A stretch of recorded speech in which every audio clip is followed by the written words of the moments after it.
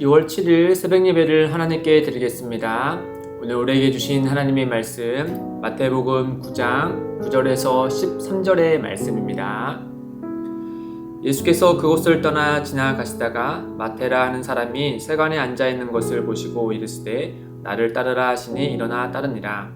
예수께서 마태의 집에서 앉아 음식을 잡수실 때에 많은 세리와 죄인들이 와서 예수와 그의 제자들과 함께 앉았더니 바리새인들이 보고 그의 제자들에게 이르되 어찌하여 너희 선생은 세리와 죄인들과 함께 잡수시느냐. 예수께서 들으시고 이르시되 건강한 자에게는 의사가 쓸데없고 병든 자에게라야 쓸데있느니라. 너희는 가서 내가 긍휼을 원하고 제사를 원하지 아니하노라 하신 뜻이 무엇인지 배우라. 나는 의인을 부르러 온 것이 아니요 죄인을 부르러 왔노라 하시니라. 아멘. 얼마 전에 한 기사를 봤는데 초등학교 선생님의 하소연을 담은 이야기였습니다. 어떤 제주도에 이제 학생들을 데리고 수학여행을 갔다라고 해요. 근데 그때 그 수학여행 가는 그 장소에 몇몇 학부모들이 같이 따라왔다라고 합니다. 이 아이들이 머무는 숙소의 근처에 다른 숙소를 마련해서 이 아이들이 자유시간이면 그 친구들을 부모님 쪽으로 불러들여가지고 이것저것 하나씩 이제 챙겨줬다라고 하는 것이죠. 또 아이들이 수학여행 일정을 다 알아서인지 가는 곳마다 따라와가지고 어떤 먹는 식당에 들어가면은 우리 아이는 돼지고기를 못 먹으니까 뭐 소고기를 좀 줘라 또는 뭐 도시락을 좀 줘라 이렇게 하면서 하나같이 다 해서 어린 아이들을 너무나 갓난아기처럼 대하듯이 이렇게 챙겨주는 모습이었습니다. 그러자 이제 학교 선생님이 해도 너무한 것이 아닌가, 아이들이 이런 수학여행을 가는 곳까지 부모님들이 따라와야 되는가, 이런 내용의 기사였죠. 그러니까 이제 이 이야기를 듣던 네티즌들이 두 부류가 나눠졌어요. 한 부류는 좀 심했다, 학부모님들이 좀 선을 넘은 게 아니냐라고 하면서 선생님의 하소연을 동감하시는 사람들이었고, 또 반대편에 있는 사람들은 오죽하면 그러겠느냐, 그 아이가 어떤 특별함이 있는 것이 아니겠느냐, 부모의 입장에서 너무나 불안하니까 오죽하면 그렇게 했을까라고 하면서 학부모들의 이런 행동을 좀 옹호하는 이야기도 있었습니다. 여러분들은 어떤 쪽에 좀 귀가 좀 기울여지시는가요? 우리는 이제 이 아이들의 어떤 특정한 상황을 앞뒤 문맥을 다 알 수 없으니까 어떻게 섣부르게 판단할 수 없지만은 어떤 간에 학부모 편이든 또 선생님 편이든 어느 쪽으로 우리가 이제 같이 생각할 수 있기 마련이죠. 반면에 근데 오늘 말씀에 등장하는 이야기는 당시 유대인들이라면은 도저히 용납할 수 없는 이야기가 담겨져 있습니다. 바로 유대인들 가운데 소위 랍비 또 선생이라는 사람이 유대인들의 배신자였던 세리들과 같이 어울리면서 식사한다라는 것은 당시 사람들에게 도저히 상상할 수도 또 용납할 수도 없는 모습이었습니다. 그런데 오늘 소위 랍비를 넘어서 선지자 또는 메시아라고까지 불려졌던 예수님이 이 마태의 집에서, 세리 마태의 집에서 그의 친구들 세리들과 죄인들과 같이 식사하며 교제하는 모습을 많은 사람들에게 비춰지게 된 것이죠. 그러니 당시에 있었던 유대인들이나 종교 지도자들에게는 매우 충격적으로 다가왔을 것입니다. 다 아시겠지만 당시 세리는 세금을 걷는 주머니가 3개가 있다라고 하죠. 하나는 로마 황제에게 바쳐야 하는 주머니, 또 다른 하나는 이제 유대인의 왕 헤롯에게 바쳐야 하는 주머니, 또 다른 하나는 바로 세리 자신의 것이었습니다. 그러니 그 세금을 내야 하는 백성들의 입장에서는 너무나도 어렵고 힘들고 또 불편했던 이야기죠.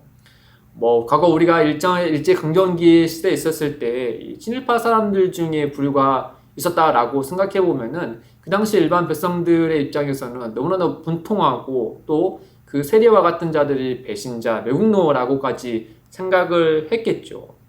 그런데 그나마 일반 백성들 가운데 한 가지 위로는 무엇이냐? 그들을 대항할 수는 없으니까, 세금을 안 낼 수도 없었으니까 그나마 위안은 무엇이냐? 종교 지도자들이 그들은 죄인이다 라고 낙인을 찍어 준 것입니다.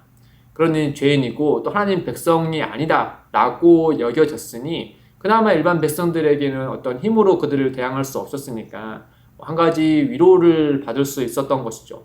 그런데 오늘 말씀에 보면은 그 메시아라고 또 장차 우리의 왕이시라고 선지자라고 믿었던 예수님이 이런 매국노와 같은 세리와 같이 어울리고 있었으니 백성들에게는 굉장히 큰 충격으로 다가왔던 것이죠. 예수님이 마태를 부르십니다. 이 마태는 세리였죠. 다른 복음서에서는 그의 이름을 레위라고 부릅니다. 당시 사람들은 히브리어, 아람어, 헬러 등 다국어를 사용했기 때문에 한 사람의 이름이 여러 이름이 있었다라고 해요. 예수님께서 베드로와 세베대의 아들들의 이름을 바꿔주신 것처럼 어쩌면 예수님이 원래 마태의 이름을 레위인데 그의 이름을 마태라고 이렇게 별명을 지어주시지 않았나 생각이 들곤 합니다. 이 마태라는 뜻은 여호와의 선물이라는 뜻이거든요. 어떤 예수님은 이 세관이었던 마태를 부르시고 나를 따르라 라고 해요. 그러자 마태가 그 예수님을 즉각 따르죠. 누가는 그 마태가 자기의 모든 것을 다 버리고 예수님을 따랐다라고 말합니다. 그런데 문제는 그 따름과 동시에 예수님과 그 마태의 동료들 세리들이 같이 마태의 집에 모여서 같이 식사하고 교제하는 것이 문제가 되었습니다. 그러자 이제 그 주변에 갔던 바리새인들이 제자들에게 불쾌한 투로 이렇게 물어보죠. 어찌하여 너희 선생은 세리와 죄인들과 함께 잡수시느냐라고 말이죠. 도저히 하나님의 말씀을 가까이 하는 랍비로서 선생으로서 이와 같은 일은 저도 용납할 수 없는 것이다 라고 하지 않았습니까? 그러자 예수님께서 그 이야기를 들으신 다음에 바리새인들과 또 그 주변에 있는 사람들이 이렇게 얘기합니다. 12절에 보시면 예수께서 들으시고 이르시되 건강한 자에게는 의사가 쓸데가 없고 병든 자에게라야 쓸데있느니라 라고 말이죠. 바리새인들은 스스로가 의인이라고 생각했기 때문에 이 죄인과 같은 세리와 같이 어울린다고 하면 그들로 하여금 부정을 입는다라고 생각을 했습니다.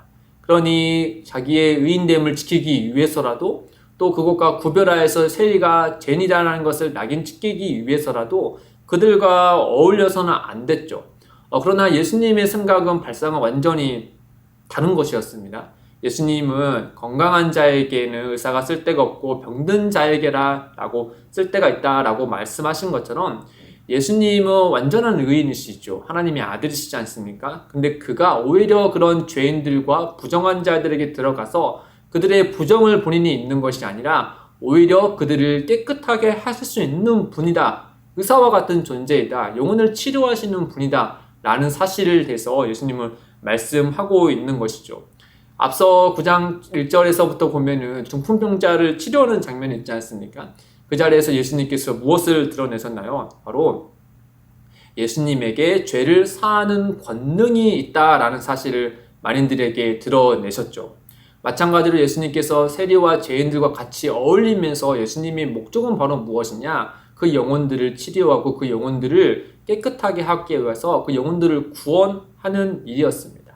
그러니 바리새인들은 단지 예수를 선생으로만 여겼기 때문에 본인과 동일한 류의 선생으로만 여겼기 때문에 이 일이 용납이 되지 않았지만은 예수님은 단지 율법을 가르치는 당시의 종교 지도자들과 같은 그런 선생을 넘어서 그는 바로 하나님의 아들이시고 죄인들을 구원하시고 잃은 자를 다시 찾으시는 또 병든 자를 치료하시는 하나님의 아들이셨다는 사실이 그들과 차이가 있었다라고 하는 것이죠. 그리고 예수님께서 그런 바리새인들에게 그들에게 하나의 교훈의 말씀을 하십니다. 13절에 보시면 너희는 가서 내가 궁유를 원하고 제사를 원하지 아니하노라 하신 뜻이 무엇인지 배우라. 나는 의인을 부르러 온 것이 아니요 죄인을 부르러 왔노라. 이 호세아서 6장 6절의 말씀을 예수님께서 인용하신 건데 그러니까 당시에 호세아에 있던 시대 사람들과 마찬가지로 지금 바리새인들도 마찬가지로 이 하나님의 보이시는 그 율법과 또 제의적인 것들 그런 외적인 것에만 너무나 몰두한 나머지 형식적인 것에만 몰두한 나머지 하나님께서 그 율법을 내신 본 뜻과 또 하나님이 의도하신 것 또 하나님이 기뻐하시는 것을 헤아리지 못하는 그런 어리석음을 질책하시는 것이죠. 그러면서 예수님께서 그들에게 무엇을 보기를 원하시냐? 하나님께서 이 땅에 보내신 메시아 그리스도는 그 죄인들을 죄인들로 낙인 찍히기 위해서 오신 것이 아니라 오히려 그 죄인들을 구원하시기 위하여서 예수님께서 이 땅에 오셨다. 하나님께서 그 율법과 선지자의 마침으로써 그의 아들 예수를 이 땅에 보내주셨다. 라는 사실을 그들로 하여금 깨달아야 알아야 된다. 이것을 배우라 라고 말씀하시는 것이죠. 사랑하는 성도 여러분, 오늘 우리 말씀을 통하여서 우리 자신을 한번 돌아보면은 정말 우리 예수님을 따르는 우리들도 자칫 예수님이 향하신 방향과 다른 방향으로 따를 때가 있는 것을 보곤 합니다. 예수님은 건강한 자가 아닌 병든 자에게로 의인이 아닌 죄인을 부르러 이 땅에 오셨죠.